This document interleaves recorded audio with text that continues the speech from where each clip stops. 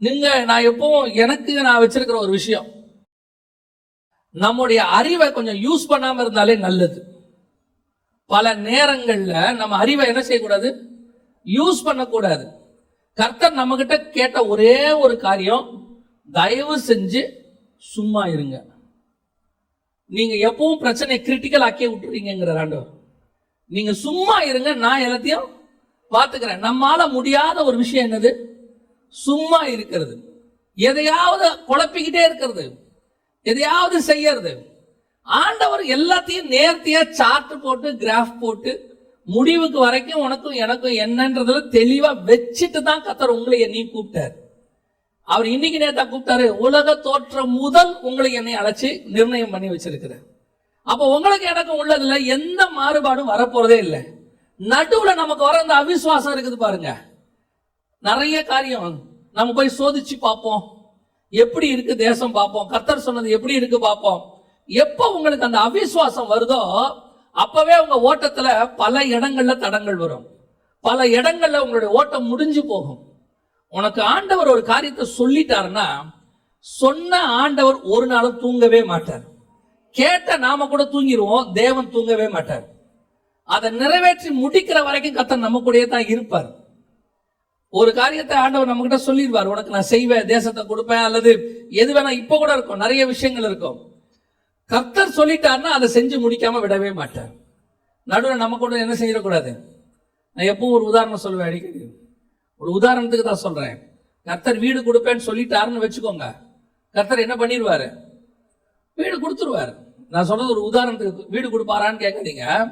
வீடு கொடுக்குறேன்னு சொன்னாருன்னா கர்த்தர் என்ன பண்ணிடுவாரு, கண்டிப்பா உங்களுக்கு வீடு கொடுத்துருவாரு. நடுவில் போய் லோன் போட்டா என்ன ஆகும், இஎம்ஐ கட்டினா என்ன ஆகும், முன்பணம் எவ்வளவு கட்டணும், மாசம் மாசம். அப்போ ஏன் நீங்க போய் இதெல்லாம் செய்யறீங்கன்னு கேட்டா அடுத்த வார்த்தை சொல்லுவாங்க, நம்ம சும்மாவே இருந்த ஆண்டவர் செய்வாரா. நம்மளும் ஏதாவது என்ன செய்யணும், முயற்சி எடுக்கணும். ஆண்டவர் சொல்றார், தயவு செஞ்சு எடுக்காத, நீ தயவு செஞ்சு அந்த வேலையை மட்டும் செய்யாத, நீ சும்மா இரு. உனக்கு தர வேண்டியதை எல்லாத்தையும் என்ன பண்ணி வச்சிருக்கிற, ரெடி பண்ணி வச்சிருக்கிற. அது வேலையா இருக்கட்டும், கல்யாணமா இருக்கட்டும், அல்லது ஆசீர்வாதமாக இருக்கட்டும், வாட் எவர் இட் இஸ், கர்த்தர் நிர்ணயம் பண்ணி வச்சது அதினதின் காலத்தில் தானாய் வந்து சேரும்.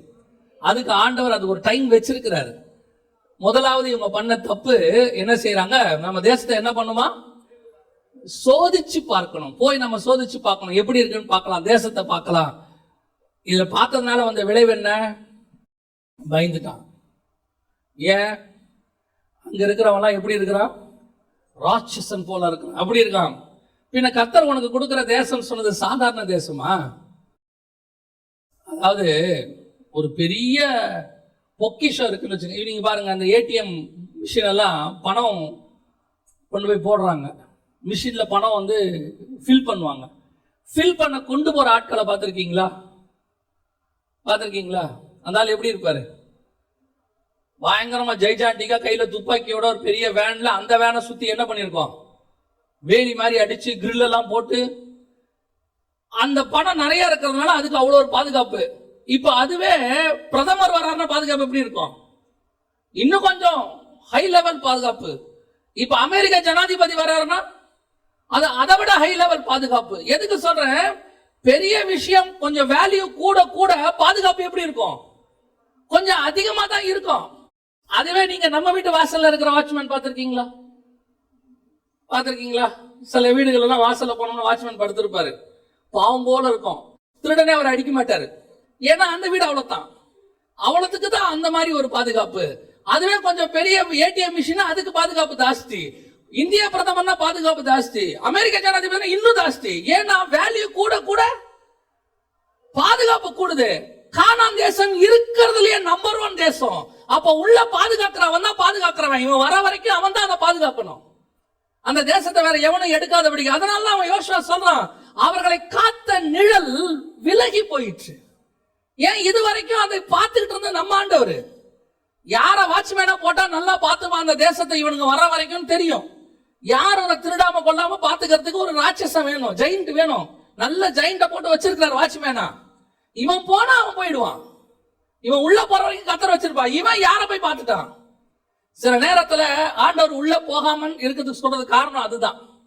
நீ போகாம இருந்தீங்க, அந்த பத்திலாம் வேவு பார்க்காம இருந்து ஆண்டவர் சொல்லும் போது உள்ள போனீங்கன்னா கர்த்தரே எல்லாத்தையும் கிளியர் பண்ணி கொடுத்துருவாரு. நாம முன்னாடி போய் சில ஆட்கள் இருக்கிறாங்க, ஆண்டவர் சொல்வாரு நான் உனக்கு எல்லாம் செய்யறேன்னு, இவன் உட்கார்ந்து ஒரு பட்ஜெட் போடுவான். உன் மகளுக்கு திருமணம் பண்ணி கொடுக்குறேன்னு கர்த்தர் சொல்லிட்டாருன்னு வச்சுக்கோங்க, பண்ணி கொடுத்துட்டு போறாரு, அவர் பண்ணி செஞ்சுட்டு போறாரு. இவன் முன்னாடியே உட்காந்து என்ன பண்ணுவான், ஒரு பட்ஜெட் ஒண்ணு போடுவான். சில நேரத்துல ஆண்டவர் இந்த கணக்கு போடாதேங்கிறார், விட்டுரு. ஏன் உனக்கு கொடுக்கிறது 20 லட்சமோ 2 கோடியோ 20 கோடியோ 200 கோடியோ, பரலோகம் சொன்னது நடக்கும் அளவும் பரலோகம் அதை செய்து முடிக்கும். நீ முன்னாடி போய் பார்த்து இந்த ஜெய்ஜாண்டிக்கா இருக்கிறத பார்த்த உடனே பயம் வந்துருது. ஐயோ இதெல்லாம் எப்படி நடக்கும், இதெல்லாம் நடக்குமா? நடக்கும். சொன்னது கர்த்தர். உனக்கு எனக்கு இந்த வேலை இல்ல, போய் வேவு பார்க்கிற வேலை நம்மளது இல்ல. சோதிச்சு பார்த்து கரெக்ட் பண்ணிட்டு உலகத்தான் கரெக்டா சொல்லுவான். அதெல்லாம் கணக்கு பார்க்காம செய்யக்கூடாதுங்க, எல்லாத்துக்கும் ஒரு கணக்கு போடுங்க. அது மனுஷ அறிவு. தேவனுடைய மனுஷன், நடத்தப்படுகிற மனுஷன், அவன் பூமிக்கு இருக்கிற பிரச்சனையை பார்க்க மாட்டான். அது எத்தனை கோடின்னு அவனுக்கு கவலை இல்ல. எனக்கு ஒருத்தர் சொல்லிட்டாரு, வாக்குத்தத்தம் பண்ணிட்டாரு, சொன்னவர் நிறைவேறும் அளவும் என்னை ஒரு நாளும் கை விடவே மாட்டார்.